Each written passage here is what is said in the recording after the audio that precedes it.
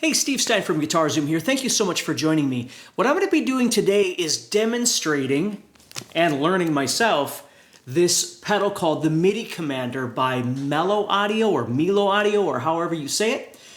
Midi Commander. And the reason is I saw a video of my buddy David Walleman. He was demonstrating this pedal and he was using it with his AxeFX. Now, I don't have an AxeFX. I do have a Kemper, but I use the Kemper foot controller along with my Kemper. But what I've always wanted to do is have something for some of my plugins, namely my positive grid stuff. I use a lot of like the bias amp, bias effects, things like that.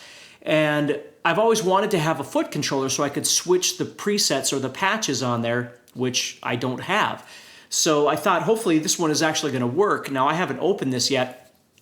And so we're going to learn it together, as a matter of fact. I'm going to try and use it on my iPad. Let me get everything set up, and let's go ahead and get started. All right, so to save you a little time, I have unboxed the Midi Commander. So here it is, okay? And my plan is to try and connect this to my iPad. Okay, so I've got my iPad here. Now, in order to do this, the Midi Commander comes with two different cables. It comes with a regular cable to run to a USB connection, which is fine. And then it does come with a MIDI cable, which is great, but I have to convert the MIDI from this to get into the iPad. Now, luckily, I've had this for a long time, okay? This Duo, this iRig Duo. This does come with these cables, which you can see I've never used before. So I'm gonna try and get this set up and get it connected, and once I get it connected, I'll come back and we'll talk about this a little bit and then check it out and see if it's actually working.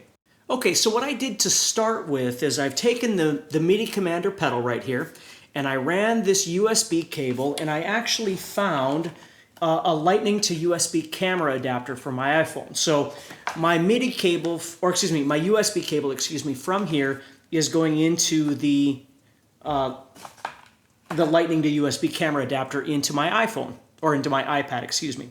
So what I've done now is I'm screen recording there. You can see I've got the bias effects open. Now, when you start this, what you can do is you can program different automatic settings within Midi Commander. So I wanted bias effects. Well, bias effects, it says press button 2 to turn on bias effects. So what I did was you hold down button number 2, and then you turn on the power, and then it says bias effects right on the little screen there. I'm not sure if you can see that very well, but that's what it says. So now it's connected, but I need to tell my software in my iPad to see the Midi Commander. So what I'm going to do is go over to the settings. Now I'm on my screen recording here. I'm going to enable MIDI control. Okay, and then if I go back out and I'm going to go to live view, okay, now I can see here if I press, and I've got this other camera screen that you can kind of see here, if I press A, okay, it's on fuzzy plexi.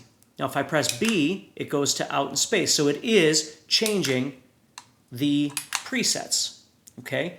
If I press up, it goes to the next bank. You see that? Now I'm on 2A. I've got test 2A sitting right there. I just created that before we started to make sure the up and down banks actually work, and they do, okay?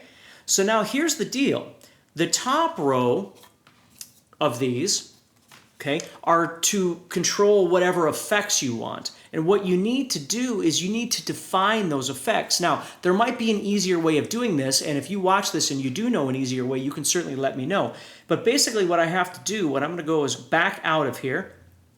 I'm going to see what I've got sitting in this fuzzy plexi setting right here. I've got this fuzz drive and another drive and whatever's on here. Now, remember, because I'm just running out of this Midi Commander right now into my iPad, I don't have a guitar set up anyway. That's what my iRig is going to be for, and I'll get to that in a minute. I'm just showing you how this all this actually connects together. So what I can do is I can go back into my MIDI control, and you can see it says MIDI control assignments. Well, what I have to do is tell it what I want. So let's say, for instance, I've got a reverb here. Maybe we're going to let's add a digital delay on here too.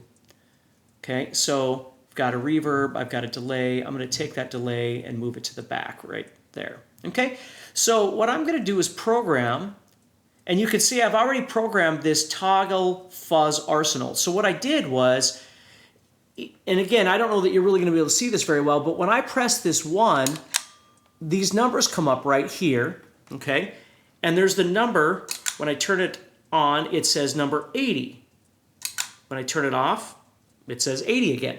If I press number 2, it says 81. If I press number 3, it says 82. So what I did was I went over here and said, okay, now there's a Midi learn too. I should try that, Midi learn. Perfect, that's even easier. Okay, so what I can do then is choose whatever I want for the effect. So now you can see on the screen, I'm turning the drive on and off. You see that? Okay, so now let's say we wanted this digital reverb. Okay, so now I've got digital reverb selected, and I go over here, MIDI control, add new assignment. I'm going to go to an effect. So I'm going to go to my delay. Am I on delay? Sorry, I don't even know what I was on. Yeah, I'm on my digital reverb. I'm sorry. So go back, amp, go to my reverb. I've got digital reverb chosen. Okay, so now MIDI learn, I'm going to put that in bank number 2. So I'm going to hit MIDI learn, and now it's learned my digital reverb. Okay, now I've got digital delay in here, so I would do the same thing. So I'd go here, control, go to my delay. I'm going to choose digital delay. So now if I go back to the main screen here, if I press button 1, it turns the drive off and on. If I turn, there's my reverb, and there's my delay. So again, I'm just running direct into my iPad at this point, so I don't have any way of actually adding my guitar in. That's what I'm going to use my iRig Duo for in just a minute. But I wanted to show you that that's how you'd set this up. So I didn't have to program anything unusual. All I had to do was hold down the number 2, and then turn the thing on, and it defaulted to AxeFX, which is what I want to do. So now I'm understanding how I can switch these presets. Let's actually go to the live view again and see this is still working. It's turning off my, and I could have turned off anything. I could have assigned anything, but that's just what I chose. Now if I go here, now the problem is if I go to number, my preset 1B, and I start using these, they're only going to turn off whatever is pre-designed in there for this particular channel, right? So again, there might be a better way of being able to program that, and you might know better than I do. And if you do, please leave a comment and let us know. But that might be a little time consuming to have to go to either number 1, every one of your channels would have to have the same effects to turn off and on, or maybe you'd have to reprogram for 1B. But, well, yeah, you would. Yeah, you would, which just seems like an awful lot of work, okay? So for me, again, I don't use a ton of different effects, but that would be something that's relatively limiting, is that it can only turn off, you can only assign one effect to each pedal button, and then, well, maybe you couldn't. Let's try it once. Let's try it. So let's say I'm going to assign this comp as well. Now, the thing is if I had both the comp and that same delay pedal on this preset, it's going to shut them both on or off, I'm assuming. But let's just try it. What the heck? So I'm going to go back out of here. I want to look at this. What do we got here? So this thing is called, I don't know what this pedal's called. 4K comp. Okay. So it's called 4K comp. That's fine. We'll just keep that as it is. Okay, so I'm going to go back out here and MIDI control assignment. I'm going to add a new one. I'm going to find that 4K comp, and I'm actually going to add it to button 1. Okay, so MIDI learn, button 1. Okay, so now if you're looking at my screen, you can see that there's 2 that are assigned to CC80, right? So now this will turn that off and on, and if I go to bank number 1, it's going to turn off that. You see? So you could assign multiple pedals to or button 1, button 2, button 3, and so on, but understand that you're going to have to be a little bit creative, because if you use this, 2 pedals, it's going to, that you've assigned to button 1, If you use those two pedals, it's going to turn them both on or both off at the same time. So, I mean, I get why that works that way. But anyway, so what we're going to do now is I'm going to unplug this, and then we're going to go back, and I'm going to hook up my iRig Duo, and my cat has decided to join me. So I'm going to hook that up, and then we're going to see if we can get some guitar sounds. All right, so now what I've done is I've got a bit of a monster here. So what I'm doing is I'm actually coming out of the MIDI commander, okay, right here, and I'm going into the iRig Duo, okay? There's that converter I showed you in the beginning. I'm running into that, okay? So I'm running out of the MIDI commander into the iRig Duo. And then I'm running my guitar into the iRig Duo, okay? And of course I've got power, so it continues to work. And then I'm running out of the iRig Duo right here into my iPad, okay? So that's it. Now, when I first hooked this up, again, I was hoping I wanted to test it so I didn't take too much of your time. And so as I hooked this up, it didn't work. So what I had to do was I had to shut off the MIDI commander and then turn it back on. And when I turned it back on, it worked right away. So the audio you're going to hear now is just coming from a little speaker that's connected to the iRig Duo. So it's going to sound horrible, but it gives you the idea. Okay, so you can hear that just fine. So now what I'm going to do is I'm going to bring the iRig back in. I'll set it on my lap so you can kind of see that there, okay? Now if I hit B, it switches. And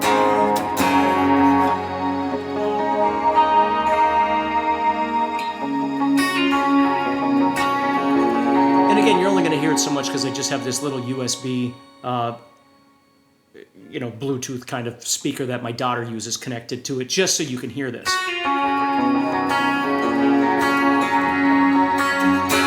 Let's go to C.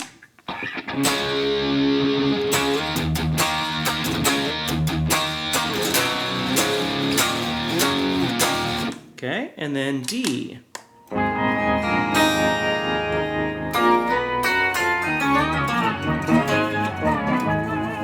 Okay. Now, of course, I could program all of this. Normally, I've never had an actual pedal connectivity before until right now. So, the sounds don't really matter if it's on 1A or 1B or wherever. I just go wherever I want and, grab the ones that I like the most. Like this is. So I could take that. That's one of mine. And I could assign that. Oh, look at that. So now I'm on the user side. So this is where more of the tones that I use are at. How about that? The only thing now is I don't know that these are going to work anymore. Oh, yeah. Yeah, we can see that. So I'm using the digital reverb and the digital delay as I often do. You see that? So those are still working. I would just have to reassign a different drive pedal or something.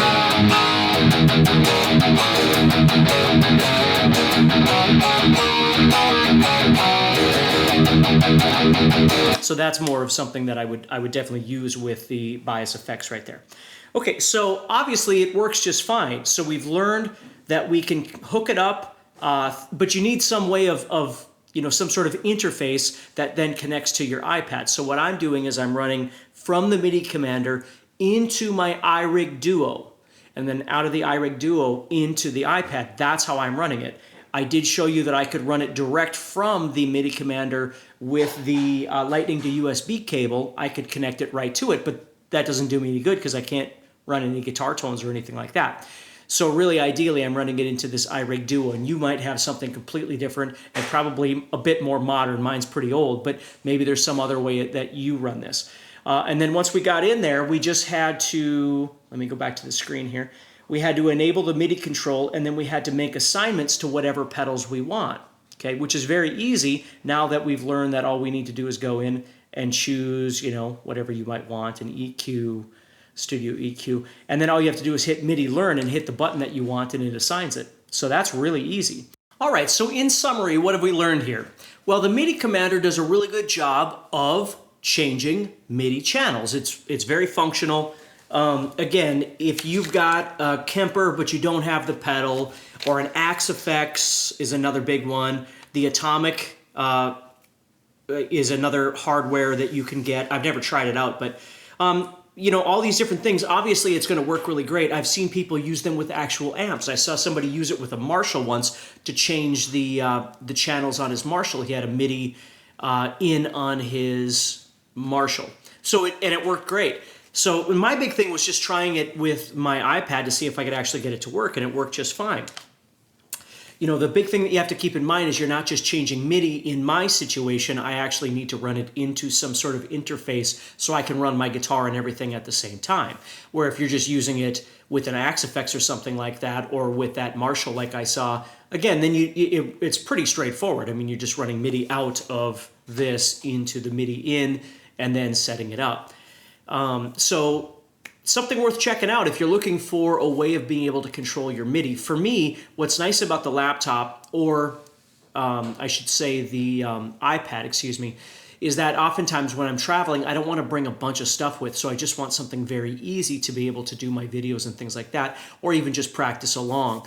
And so the MIDI commander works really great for that. Needless to say, it's not the only thing I need to bring, though. I need to be able to plug it into something, which is where something like the iRig Duo comes in. So anyway, hopefully that helps you better understand what its function is, how it works, and of course you can always watch guys like David Walliman, like I said earlier, if you want to learn how to use it with an AxeFX or something like that. Really pretty straightforward. So take care, stay positive, and I'll talk to you soon.